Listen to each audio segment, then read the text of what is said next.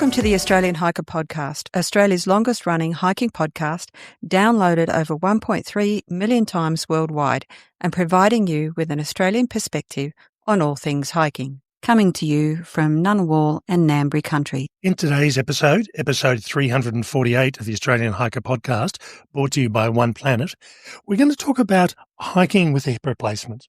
I hope you enjoy. If you'd like to help support Australian Hiker and this podcast, there are a couple of ways that you can help us out. Firstly, by subscribing on your podcast host of choice so that each episode is available as soon as it's published. And if you have the opportunity, leave us a 5-star review. Another way to support us is go to the Australian Hiker website at www.australianhiker.com.au and click on the supporters page and buy us a coffee. You can do a one-off donation or become a monthly supporter. All donations are greatly appreciated and help us to continue producing this podcast and blog. Now let's get on to today's episode.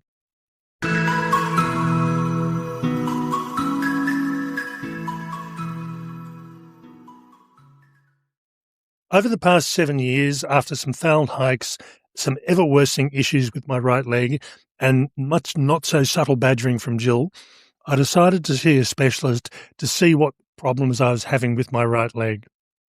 As it turned out, the response after doing some scans and x-rays was that I needed to have my right hip replaced. In this podcast, I'm going to take you through the process leading up to the operation and finishing 12 months later, which has just been recently, in the hope that I'll provide some help to those of you in similar situations. While I'd done some long-distance hiking in the past, my first real long-distance hike was the Larapinta Trail in 2016, followed up by the Bibbulmun Track in 2018. And when I came back from the Bibbulmun Track after 5 weeks and 1,000 kilometres worth of hiking, I was probably the fittest I'd ever been hiking-wise. One problem I did have when I came back was that I thought, and this was not medically diagnosed, that I had tight hip flexors. Self-diagnosis there. Yeah. And I did.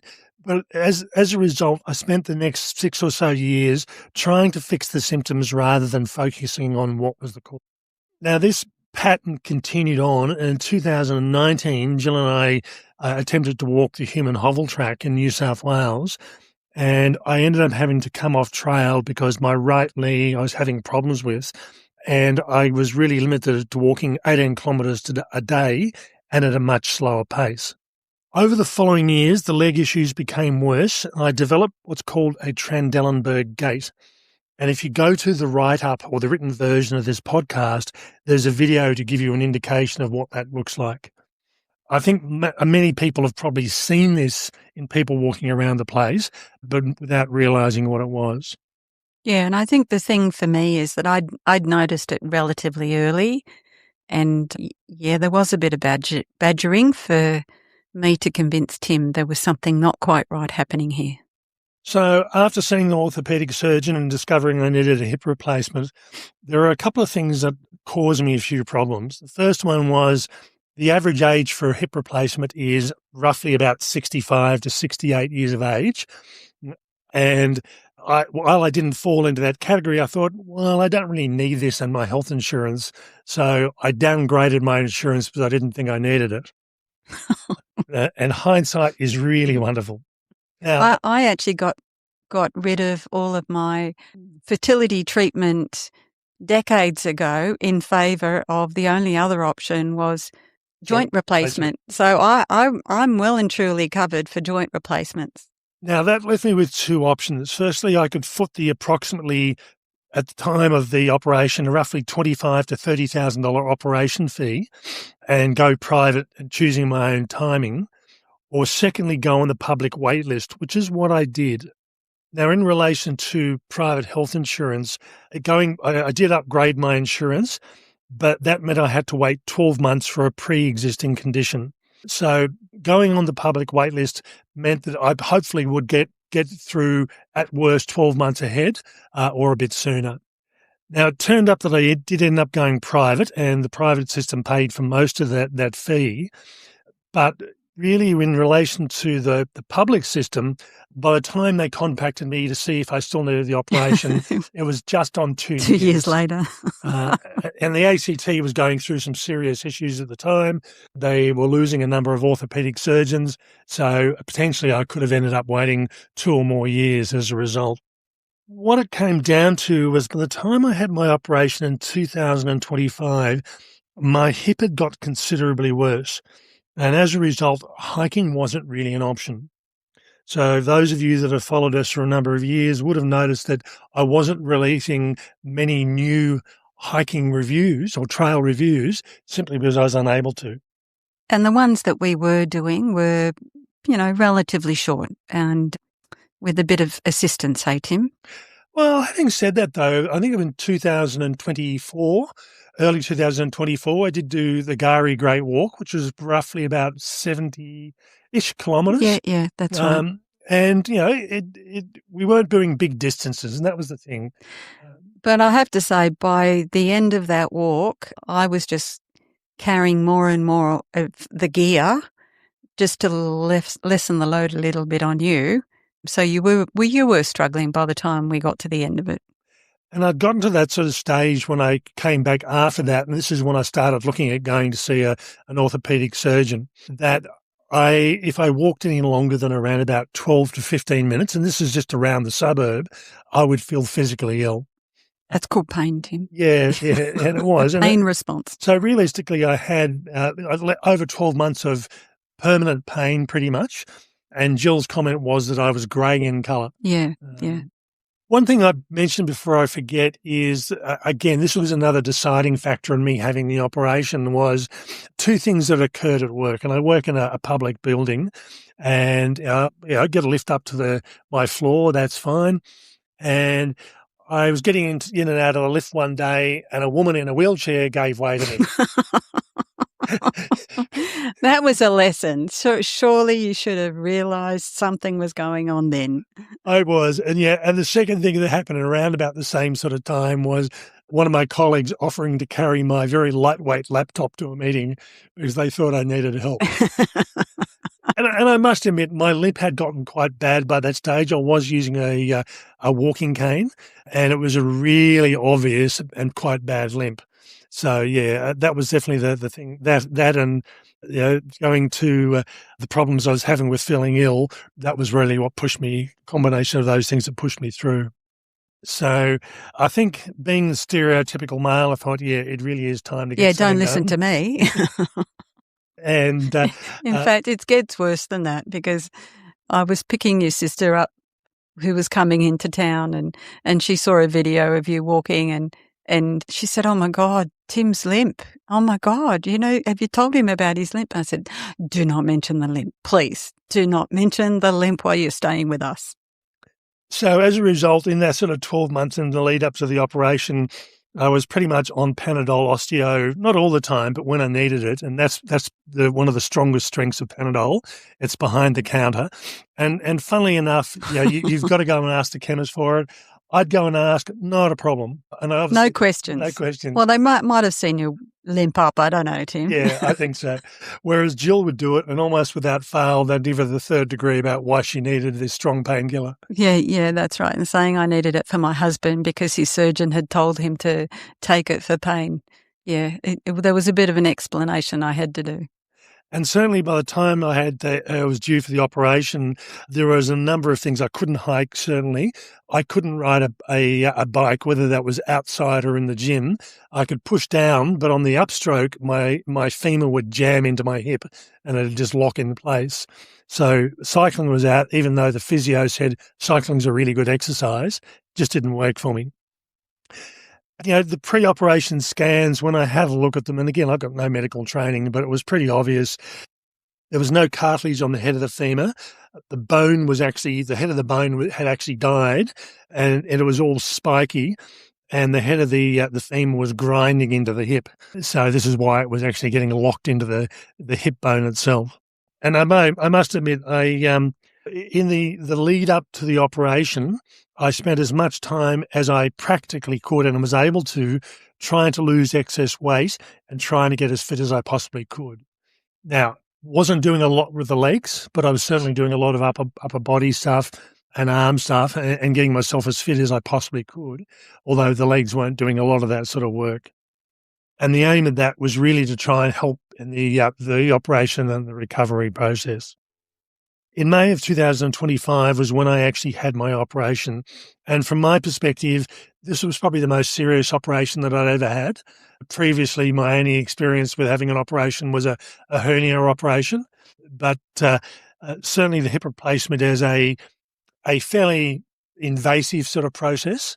I won't go through the detail, but what I did do was I'd go through online and have a look at all the information I could find on hip replacements. And if you go on Instagram, there's some lovely little cartoon diagrams.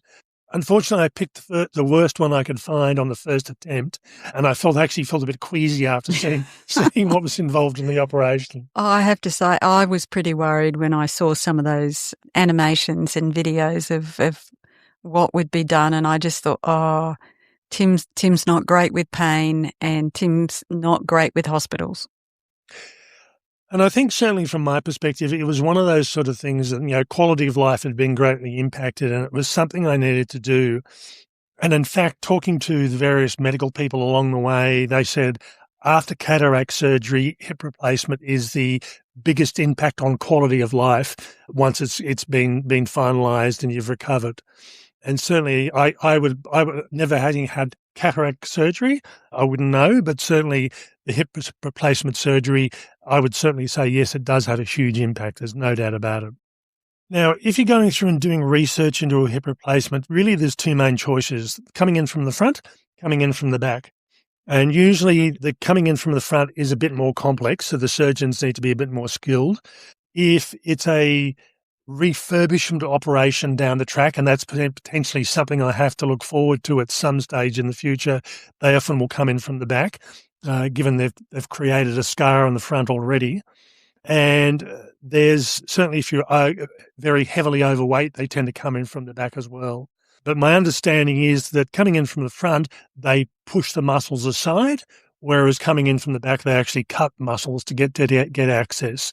So the posterior operation, which is from the rear, is a longer recovery process. So I was first on the roster for the day, and after being wheeled into the theatre, I was given the option to have a spinal block, and I thought anything to increase the Give me the drugs. to increase pain medication. So I did that, and as it turned out, that was probably the most painful part of the whole process. I know this is something that women will often have when they're giving birth, and having a needle shoved into your spine is not a pleasant thing. But yeah, that was just a short matter of pain.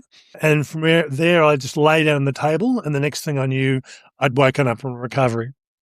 Now, you may be surprised to learn that they want you up and walking on the same day of the operation. So you've basically had the top of your leg bone cut off. You've had the fitting into your hip redone, so it forms a seamless socket. And, it's a pretty major sort of operation, and they will actually get you up and walking. Now, in my case, I could stand up, but I ended up having to throw up. And apparently the nurses said, "Oh, yeah, that's a side effect. That's the impact of having a spinal block, that it makes you feel sick." So I managed to stand up without any problem. And when the surgeon came around later in the day, I could lift my leg up and put it down. It wasn't an issue at all. So, first day, that wasn't too bad. I think, though, the amount of, you say you weren't building up your legs too much in the pre-operation training, but you did as much as you possibly could, and even your leg muscles were in good order. So I think that probably helped you lift your leg up as well. And I think that was something that the surgeon certainly commented on. Yeah, there's no doubt about that. Now, I saw the physio twice a day from then on, and I was only in hospital came in hospital on the Monday, and I was back out on Thursday morning. And usually providing there's no complications with the operation at all, what they're looking for is, can you walk up a set of stairs, and are you mobile that you can walk with crutches or a cane? So really, it started off with a series of exercises with moving the leg around, walking up and down the hallway with crutches. And on the Wednesday morning, The physio asked me to walk up and down the stairs. I don't know how people do it. There's no way I can walk upstairs with a set of crutches. So went, hey, take these, I'll just do it. Yeah, and that was it. I just gave them to her and said, "Oh, you're happy if I just hold on to the railing," and walked up and walked down, and it was fine. It wasn't an issue at all. So basically that was a good indication it was time to go home. And as I said, checked out of hospital pretty much in Monday, out Thursday, and I went home with a couple of things. One was a bag of drugs that would last me up to about a month, including some opioid painkillers. And the other thing which also came home with was a piece of paperwork to get access to a disability parking permit for a short period while I was recovering. And I must admit, that parking permit is fairly handy. Certainly you don't want to be walking 500 metres when you've just had an operation. So later down the track, that was fine, but certainly initially it helped quite a bit. The only annoying thing, I suppose, out of the hospital stay was when they came and woke you up to give you a batch of drugs late at night. So I tend to be a fairly early to bed sort of person. So I'd try and stay up as long as I could because I knew they were going to come and wake me up. And without fail, I'd go to bed, turn the light out, and then half an hour, 40 minutes later, they'd come and wake me up and say, "We've got to give you drugs." And again, when they give you the opioid painkillers, there has to be 2 of them there. And so you've got to be really awake because they have to ask you questions. They've got to ask you questions but to make sure they're giving it to the right person. But yeah, quite often they'd actually split it. They'd come and give you the low-level drugs, and then they'd come back around half an hour later with two nurses and give you the opioid painkiller. Now, from my perspective, both the nurses and the doctor or the surgeon asked me what sort of level of pain I had out of 10, and I said 1. Given that I'd probably spent... You're so drugged up. Well, given that I'd had 12 months of having, being physically ill and having physical pain at a low level, that had gone. So there was no pain from my perspective. And, the only painkillers I ended up taking was Panadol Osteo and not the opioid painkillers. So that was an interesting process as well. And the other interesting thing for me is that you got your colour back. Yeah. And as I said, it wasn't a strong stabbing sort of pain. It was just a permanent low level of pain. And as I said, I knew that if I started walking for long distances, I'd feel sick, but certainly just walking around the place. One Planet is an Australian-owned outdoor company dedicated to local manufacturing. Established in 1979, they specialise in lightweight equipment for bushwalking and travel, focusing on backpacks, sleeping bags, tents and apparel. One Planet down sleeping bags are filled to order in Melbourne usually the next day, and they are temperature rated in accordance with international standards for both males and females. Each style has multiple sizes and temperature options. The Cocoon, Sonder and Bungle series are the all-rounders. They feature a Stormfoot technology to keep your toes warm and dry. Waterproof, windproof, breathable Pertex Quantum Pro fabric is used on the footbox. The Ultralight Nitrous series or Quest Pro quilt are ideal in summer. The Alpine and winter options use waterproof outer fabric as the conditions dictate. There is the best-selling Bushlight series or the new Rumour model, which also has technically advanced welded seams. The Winterlight is their Expedition Warmth model. So if you're looking for a quality Australian sleeping bag, it's worth considering the One Planet range. Now, from a recovery perspective, both the physio and the surgeon said that it takes roughly about 12 months till you're back to normal. Now, normal's an arbitrary sort of thing, but it means that you've got to the stage where you can pretty much do everything you could do prior to having the hip issues. So May and June, the first couple of months, I really just spent just doing lots of exercises every couple of hours. I'd go for a 200-meter walk up and down the road and then come back again. And doing the physio exercises, which is the stretching, was a thing that I had to deal with. One of the things that did surprise me, or a couple of things that surprised me, the first few days, no pain at all, but it felt like the muscle in my leg and the bone was moving in different directions. Given they'd actually pushed the muscle aside, replaced the head of the bone and the socket in the hip, it just felt like the muscle hadn't fully gripped back onto the leg again, and that was I knew what was causing it, but it was just a really strange feeling.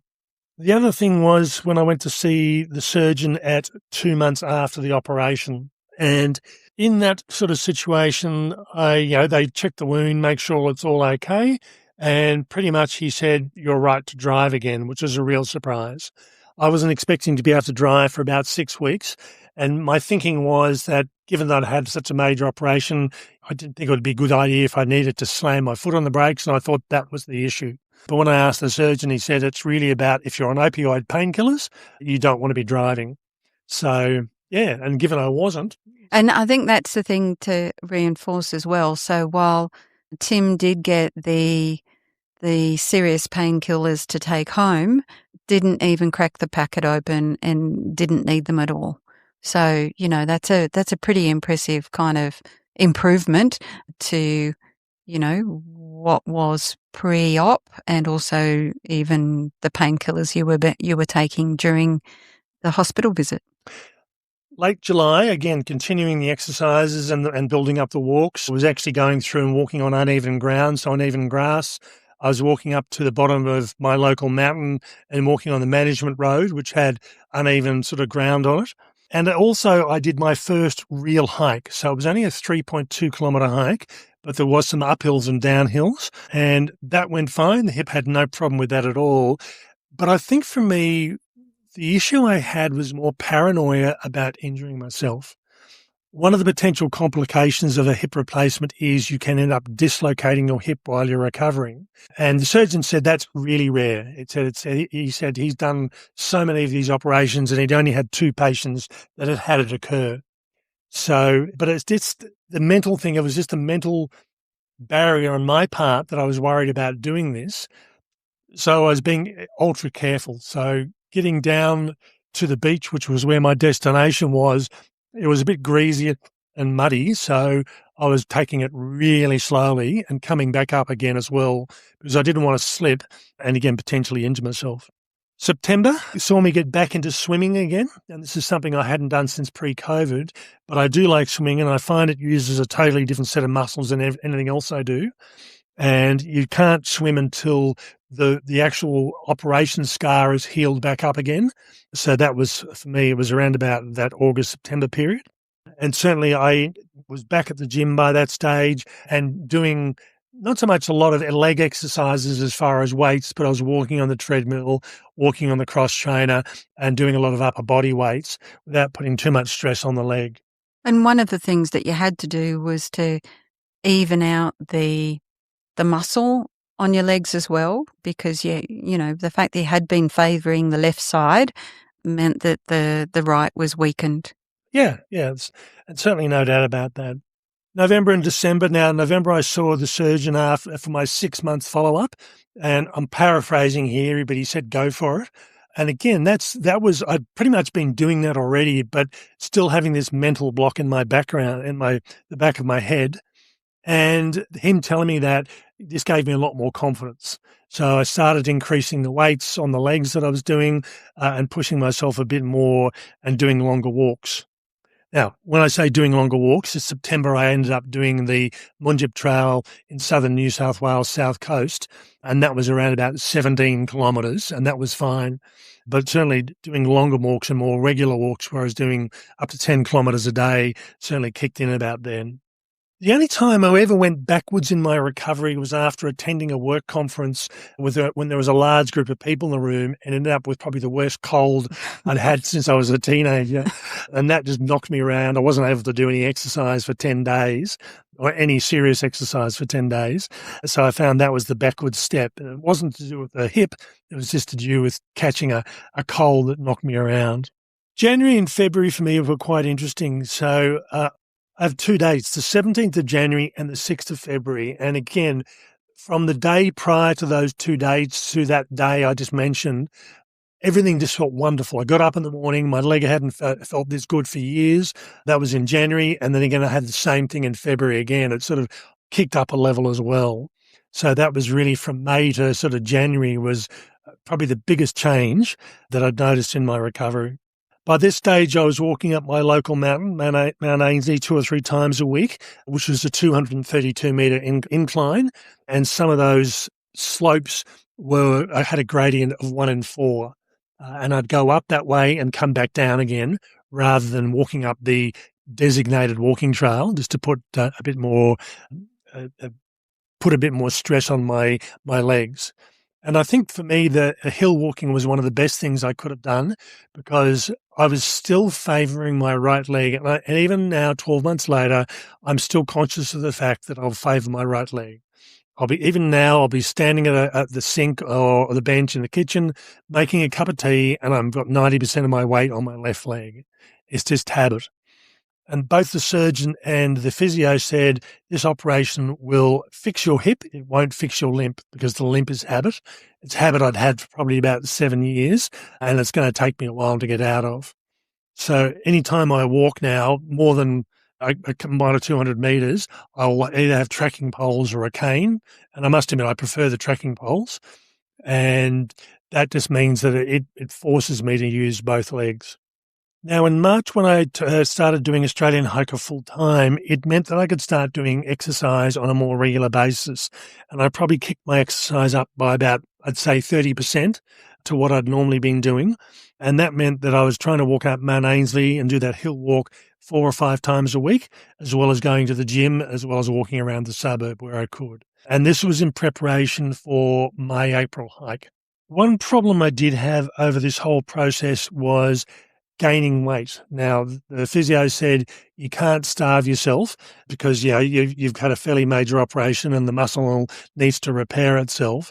But slowly over that period since the operation, I probably ended up putting about 10 or 11 kilos of weight on. So it was time to actually start losing that weight. And from my perspective, I struggle to control my food intake, but I can do more exercise. And that's how I tend to control weight gain, is increase my exercise rather than reduce food. Or stop eating. Yeah, it's not an easy thing to do. And then in April and May, I did the Great Southwest Walk in Victoria.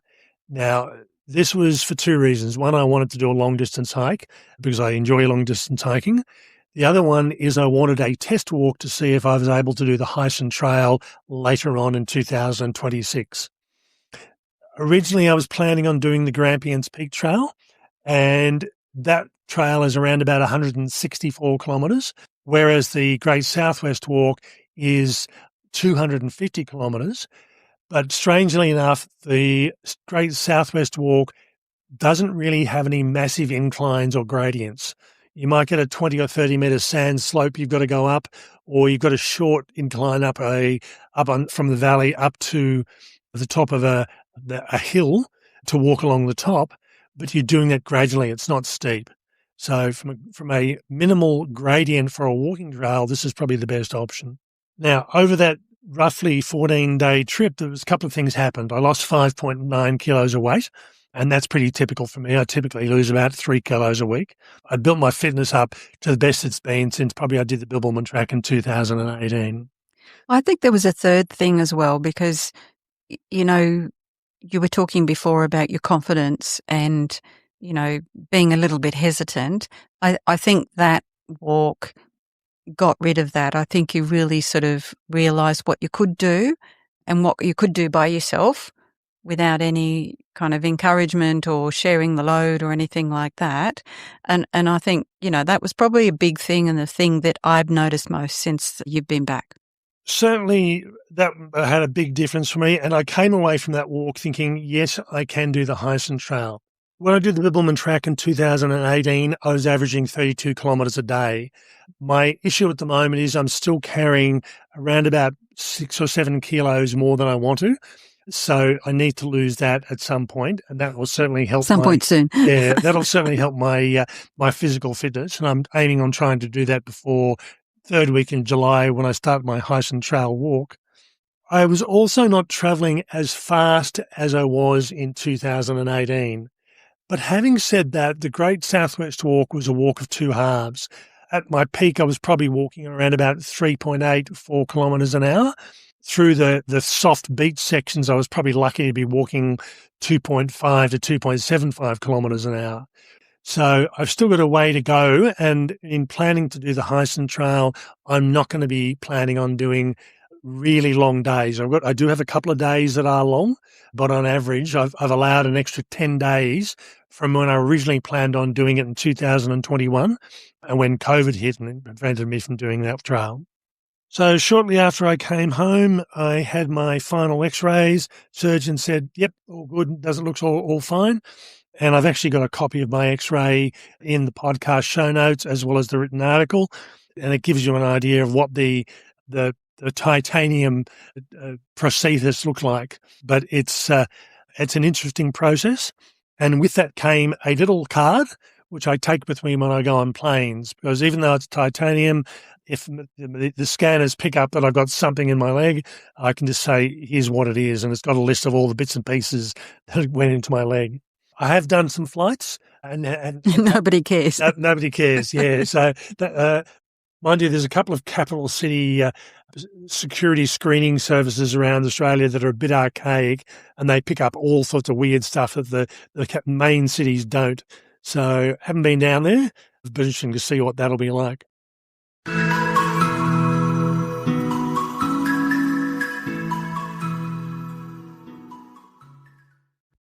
So the takeaways for me for this operation, I'd make some recommendations if you're in this sort of situation and you're looking at having a hip replacement in the short to medium term, is do as much research on the process as you can, so you know what's available and what you can actually do and what's involved. As I said, look on Instagram. They've got some really good images, but be wary that there are some that are pretty Graphic. Graphic, yeah. I mean, I didn't bother to look at show me a live video of a hip replacement, but yeah, the cartoon diagrams you get on Instagram work quite well. Yeah, I started to. That was the first search I had, and I bailed out of that one. Look at your health insurance, and again, even if you go private, there will be a batch of out of pocket. But the advantage with doing private is you get to choose the time and date and the surgeon, so that's a benefit of that. And as I said, in my option, if I had have waited, I could have waited to go public, but it would have been another 12 months where I couldn't hike. And the surgeon did say to me when he came to see me after the operation, it was definitely time for the operation. So, yeah, another 12 months, I don't think I would have been walking. No, I don't think so. Lose as much excess weight as you can before the operation and get as fit as you can. It makes the operation and the recovery go smoother, and it also means that you're fitter post-recovery as well. And last but not least, commit to doing the post-operation rehabilitation. Now, I talked to my next-door neighbour whose father and father-in-law both had hip replacements at similar times. One followed the rehabilitation really well, one didn't, and he said it was noticeable, the outcome. Yeah, that's right. That's right. It's not a huge amount of exercise. It's just stretching exercises. It's walking. It's not sitting for long periods where you can. You do need to get up and move around. I think it's the consistency, and keeping at it. You said last but not least, but I've got one for you, Tim, which is probably the most important. When you've got people close to you saying, "Why are you limping?" don't say, "I'm not limping, I don't have a limp." Because if someone else has seen it, guess what you do? I knew I was limping, but I didn't think it was a hip replacement. You never accepted you had a limp, Tim. I'm sorry. We are not going to have that conversation again. Yeah. So hopefully this has been a bit of an information dump for everybody. As I said, I've already talked to one person who follows us who's in the same sort of situation and will need to have a hip replacement in the next couple of years. And I had a bit of a chat to her about what I went through. And it's quite interesting. As I said, the average age for a hip replacement is 65 to 68. The person who had an operation with my surgeon straight after me was 49 years old. While there might be an average age, certainly it doesn't mean you won't have one in your late 40s, early 50s and beyond. And as I said, hindsight was really lovely. If I had have really thought about it, I would have kept the hip replacement surgery in my private health insurance. It means I would have had it done 12 months earlier. I was going to say, I'm not medically trained and I certainly don't claim to be, but happy to answer any questions that people may have, certainly from a perspective of how the recovery process went and things in relation to hiking. Because from a hiking perspective, a great southwest walk, travelling with an 18.5 kilo pack at the start of the walk. Cardio fitness is not as good as it can be. I still need to improve that. But certainly my hip was really happy. It wasn't a problem with doing the walk and carrying the weight.